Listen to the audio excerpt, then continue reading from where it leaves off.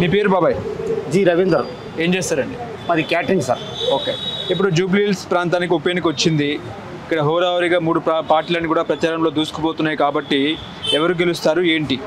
మాది అమీర్పేట ఎల్లారెడ్డి కూడా sir. Okay, 100% ticket వచ్చినాడే నవీన్ యాదవ్ గెలిచిపోయాడు. ఇప్పుడు మెజార్టీ 60 నుంచి 75 దాకా రావచ్చు. ఓకే, ఎందుకు అంటే నవీన్ యాదవ్ గారిని ఎందుకు గెలిపించాలి అంటే ఏం చెప్తారు? వ్యక్తి మంచోడు అన్న. నువ్వు వాళ్ళు చనిపోయినా వస్తాడు, ఓ ఫంక్షన్ ఉన్నా వస్తాడు, చిన్న ఫంక్షన్ పిలిచినా వస్తాడు. ఇదివరకు పీజీఆర్ ఎలా ఉన్నాడో ఇప్పుడు అట్లా నవీన్ యాదవ్ అట్లా ఉన్నాడు ఈ ఏరియాలో. ఇప్పుడు ఇక్కడ మరి మాగంటి గోపినాథ్ గారు సిట్టింగ్ ఎమ్మెల్యేగా ఉన్నారు కాబట్టి ఆయన సతీమణి గెలిచే అవకాశం ఉందా?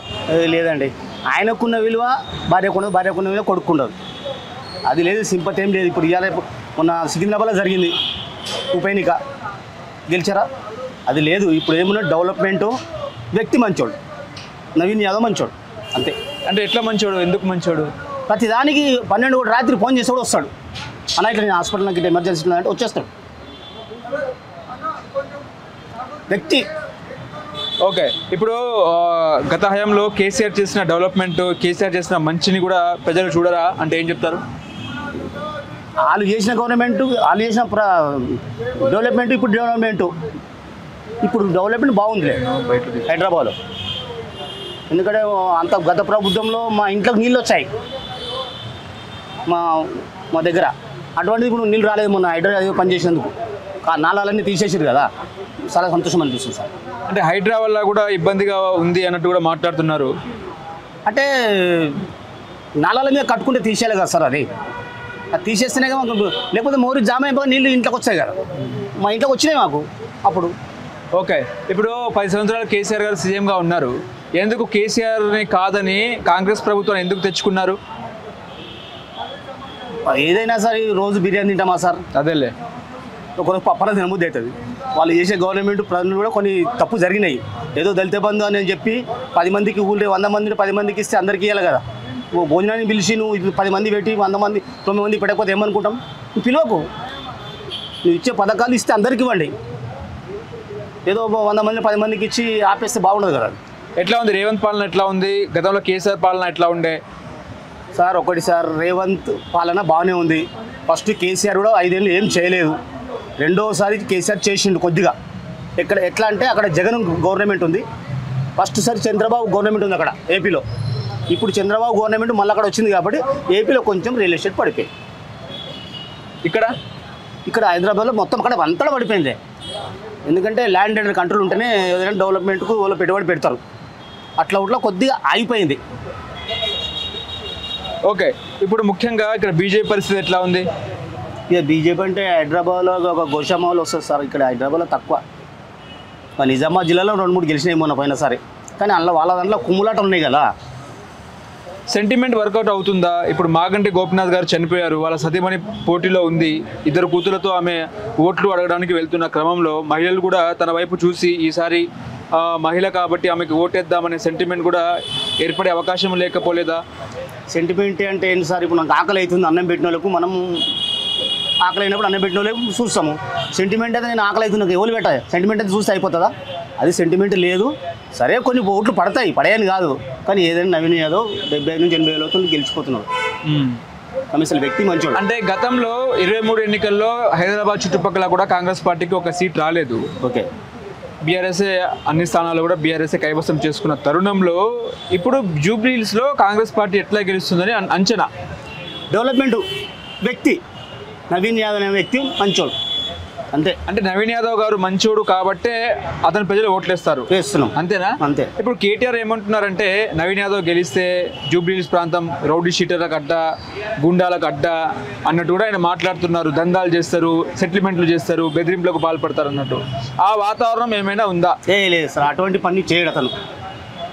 ఇప్పుడు 30 ఏళ్ళ కింద అన్నారు వాళ్ళ గురించి, కానీ ఈ నవీన్ యాదవ్ మాత్రం అటువంటి మనిషి కాదు.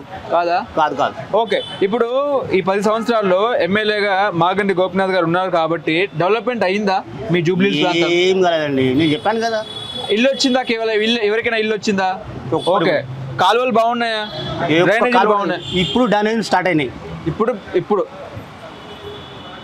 నాలాలు ఒకవేళ భారీ వర్షం పడితే నాలాలు పొంగిపోర్లు ఇంట్లోకి వచ్చే అవకాశం. సార్ మా అమీర్పేటలో మెయిన్ సెంటర్లో చెరువు కనబడుతుంది. అటువంటిది మొన్న వర్షం పడితే ఏం లేదా అట్లా చేసిండు రేవంత్ రెడ్డి. డైరెక్ట్ పోయి చూసిండట, మా యూట్యూబ్లో చూసాం మేము. వెళ్ళండి అది చేసిండు.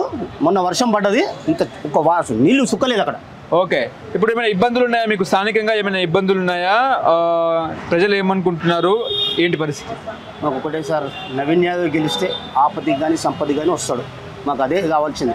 మాకు లోకల్ నాయకుడు అంటే మాది సొంత ఊరు సిద్దిపేట, కానీ మేము అమీర్పేట ఎల్లారెడ్డిలో ఉంటున్నాం. అక్కడ మా ఓటు ఇక్కడనే ఉంది. మీ పేరండి? నా పేరు రమేష్ అన్న, మాది సత్తుపల్లి నియోజకవర్గం, ఖమ్మం జిల్లా. అక్కడ నుంచి అక్కడ డాక్టర్ ఎమ్మెల్యే గారు మట్ట రాగమయ్యి దయానంద్ ఆదేశాల మేరకు నవీన్ అన్న యాదవ్ గెలుపులో భాగంగా నవీన్ అన్నకి ఉపయోగపడేగా ప్రచారం చేయడానికి ఇక్కడికి వచ్చామన్నా మేము. ఓకే, ఇప్పుడు ముఖ్యంగా కాంగ్రెస్ పథకాలు ఎట్లా ఉన్నాయి, రేవంత్ పాలన ఎట్లా ఉంది, ఏంటి పరిస్థితి? కాంగ్రెస్ పథకాలు అనేవి అవి దొరలు కాకుండా ప్రజలకు అందుతున్నాయి కాబట్టి ఖచ్చితంగా కాంగ్రెస్ పాలన ప్రజారాజ్యంగా ప్రజల కోసం ఎన్నుకోబడిన నాయకులు చేస్తున్నారు కాబట్టి ఇది ఖచ్చితంగా మంచిగా ఉందని మనం చెప్పగలగు. ఆ పథకాలు ఏవైతే ఉన్నాయో వాటిని మన ప్రజల్లో ఖచ్చితంగా తీసుకెళ్లి నవీన్ అన్న యాదవ్కి 1,00,000 మెజార్టీ వచ్చే విధంగా కష్టపడాల్సిన బాధ్యత ప్రతి కార్యకర్త మీద ఉంది. ఇప్పుడు కేసీఆర్ ఏం తక్కువ చేశారని కేసీఆర్ ఎందుకు ఓడగొట్టించినారు, ఎందుకు కాంగ్రెస్ ప్రభుత్వాన్ని తీసుకొచ్చినారు అంటే ఏం చెప్తారు? మీకు తెలుసన్నా, కేసీఆర్ పాలన అనేది దొరల పాలన. కేసీఆర్ని కలవాలి అంటే గడియలను బద్దలు కొట్టుకుని లోపలికి వెళ్ళాల్సిన పరిస్థితి. కానీ ఈరోజు ప్రజాభవనం దగ్గర అటువంటి పరిస్థితి లేదు. ఇటువంటి ఒక సాధారణ కార్యకర్త అయినా ఒక పల్లెటూరు నుంచి వచ్చిన మామూలు వ్యక్తి అయినా కానీ లోపలికి వెళ్ళే పరిస్థితి ఉంది. అది కాకుండా 10 సంవత్సరాలుగా ఎంతోమంది పేదవాళ్ళు రేషన్ కార్డుల కోసం ఎదురు చూశారు. ఆ రేషన్ కార్డులు ఇచ్చారు. మనిషికి కావాల్సింది కూడు, గూడ, నిద్ర. అటువంటి దాంట్లో కూడుగా రేషన్ కార్డులు, గూడుగా ఉండడానికి మనకి ఇందిరమ్మ ఇల్లు పథకాన్ని ఇచ్చి ప్రజల హృదయాలు గెలిచారన్న రేవంత్ అన్న కాంగ్రెస్ ప్రభుత్వం. ఇప్పుడు అందరికి కూడా పథకాలు సక్రమంగా అందుతున్నాయా? ఖచ్చితంగా ప్రభుత్వంలో ఖచ్చితంగా అందుతున్నాయన్నా. ఎందుకోసం అంటే ఇక్కడ మనం పెట్టినటువంటి ఈ బ్యాంకింగ్ విధానంలో నేరుగా లబ్ధిదారిగా జరుగుతుంది కాబట్టి అక్కడ బియ్యం అయినా కానీ ఇటు ఇందిరమ్మ సంబంధించిన డబ్బులైనా కానీ ఎక్కడా కూడా లంచం లేకుండా డైరెక్ట్గా జరుగుతుంది. మనకి ఇబ్బంది లేకుండా వాళ్ళ ఖాతాలో డైరెక్ట్గా వస్తున్నాయి కాబట్టి ఖచ్చితంగా మనకి ఉపయోగపడుతుంది. ఇది రైతు బంధు అందరికి పడుతుందా? రైతు బంధు పడుతుందన్న చాలా మందికి పడింది. రైతు బంధే కాదు, మీరు రైతు బంధుతో పాటు బోనస్ కనుక ఆలోచిస్తే రైతు బంధు కేవలం 15,000 వచ్చేది ఇంతకుముందు. కానీ బోనస్ చూస్తే ఈరోజు 30 బస్తాలు ఎకరానికైనప్పుడు బస్తాకి 500 చొప్పున 15,000 ఈజీగా వస్తున్నాయి అన్న. అప్పుడు 10 ఎకరాలు ఉన్న రైతుకు కూడా 15,000 వచ్చేది రైతు బంధు. కానీ ఈ రోజు రైతు బంధుతో పాటు రైతు బోనస్ కూడా వచ్చేసి రైతులకు ఎంతగానో ఉపయోగపడుతుంది. ఇది ఇందిరమ్మ ఇల్లు వచ్చినాయి మీ ప్రాంతంలో? వచ్చాయన్న, మా దగ్గర 20 ఇళ్ళు ఇస్తే దాంట్లో 5-6 ఇళ్ళు ఇప్పటికే గృహప్రవేశం జరగడం జరిగింది. వాళ్ళకి అన్ని కూడా 5 లక్షలు 4 దశల్లో వచ్చి వాళ్ళు ఎంతో లబ్ధి పొంది ఉన్నారు. మట్టా దయానంద్ గారా మీ ఎమ్మెల్యే? అవునండి, మట్టా రాగమయ్య దయానంద్ గారు. ఓకే, ఇప్పుడు కేటీఆర్ ఏమంటారంటే ఉమ్మడి ఖమ్మం జిల్లాలో రేపు వచ్చే ఎన్నికల్లో కుర్చీ వేసుకొని కూర్చుంటా, ఒక్క సీట్ కూడా కాంగ్రెస్ పార్టీ గెలవనియని చెప్తున్నాడు ఆయన. కాదన్న, అక్కడున్న మాకు 3 మంత్రులు ఉన్నారు.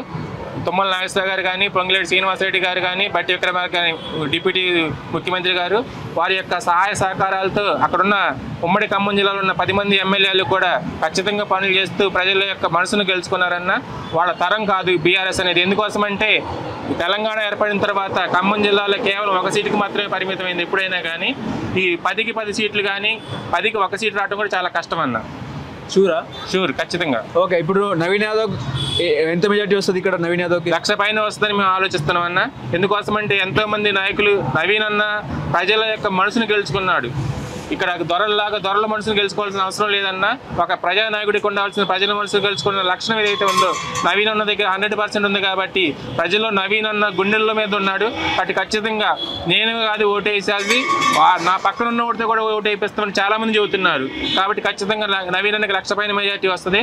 ప్రతిపక్ష పార్టీలకి డిపాజిట్ రాగదు అన్న. సెంటిమెంట్ వర్కౌట్ అవుతుంది లేదన్నా, అవదన్న. ఇటు పరిస్థితుల్లో కూడా సెంటిమెంట్ అనేది వర్కౌట్ అవ్వదు. ఇక్కడ ఎందుకోసం వర్కౌట్ అవుతుందని చెబుతున్నాము అంటే కాంగ్రెస్ ప్రభుత్వం ప్రవేశపెట్టిన పథకాలు ఏవైతే ఉన్నాయో అవి ప్రజలకు చేరుతున్నాయి. రేవంత్ రెడ్డి గారు ఏదైతే ఈ భాగ్యనగరం కానీ జూబ్లీహిల్స్ నియోజకవర్గానికి సంబంధించినటువంటి నిర్ణయాలు ఏవైతే ఉన్నాయో అవన్నీ కూడా ప్రజలకు ఉపయోగపడే విధంగా ఉన్నాయి. కాబట్టి అవి కూడా పేద ప్రజలు ఎవరైతే ఉన్నారో వారికి 100కి 100% ఉపయోగపడే ఉన్నాయి. కాబట్టి ఖచ్చితంగా నవీన్ అన్న 1,00,000 పైన మెజార్టీతో గెలుస్తాడు. ఇప్పుడు జూబ్లీహిల్స్ ఉప ఎన్నిక వచ్చింది కాబట్టి ఇక్కడ 3 పార్టీలు బరిలో ఉన్నాయి, కాంగ్రెస్, బీఆర్ఎస్, బీజేపీ. ఓవరాల్గా ఎట్లా ఉంది, ఎవరు గెలుస్తారు? ఇక్కడ మేము గోడకొండ స్థానికంగా మాజీ ఎమ్మెల్సీ రాములు నాయక్ అన్న గారు మా అన్నగారే. గతము మాకు దగ్గర 30 ఏళ్ళ నుంచి ఇక్కడే ఉంటున్నాము. ఇక్కడ మా చిన్న శిష్యులం అన్న కానీ నవీన్ అన్న గారు ప్రజల్లో ఉంటారు. కాంగ్రెస్ పార్టీ ఘన విజయంగా గెలుస్తుంది. ఇక్కడ నవీన్ యాదవ్ గారే గెలుస్తారు. ఎందుకు కాంగ్రెస్ పార్టీ ఎందుకు గెలవాలి? అభివృద్ధి బాగా చేస్తున్నారు. కొంచెం సన్న బియ్యం ఇస్తున్నారు రేవంత్ రెడ్డి గారు, ముఖ్యమంత్రి గారు రేవంత్ రెడ్డి గారు సన్న బియ్యం ఇస్తున్నారు. మొన్న ఉద్యోగాలు ఇచ్చినారు, ఫ్రీ బస్ ఇచ్చారు, రుణమాఫీ చేశారు. కొన్ని విషయాల్లో అది అన్నిటికన్నా ముఖ్యం రేషన్ కార్డు ఇచ్చాడు. 10 ఏళ్ల తర్వాత తెల్ల రేషన్ కార్డు ఇచ్చిన. ఫస్ట్ రాజశేఖర రెడ్డి ఉన్నప్పుడు తెల్ల రేషన్ కార్డు ఇచ్చారు, మళ్ళీ ఇప్పుడు తెల్ల రేషన్ కార్డు ఇవ్వడం జరిగింది. రైతు బంధు వస్తుందా?